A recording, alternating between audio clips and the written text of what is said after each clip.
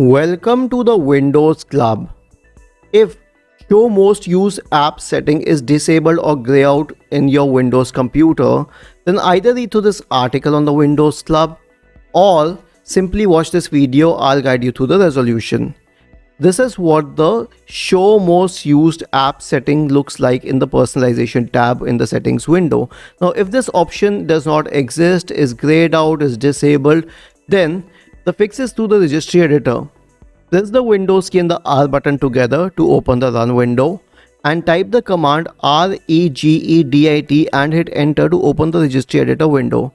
Now go to HKey Current User, Software, Microsoft, Windows, Current Version, Policies, Explorer, No Change Start menu. If this key No Change Start menu exists, right click on it and select Delete. Click on Yes, and that is it. This will resolve the problem in discussion.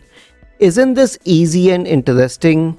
If you have any doubts, please go to the original article on the Windows Club, scroll down to the comment section and write your query.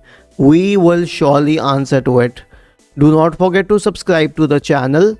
Thank you for watching this video and have a nice day.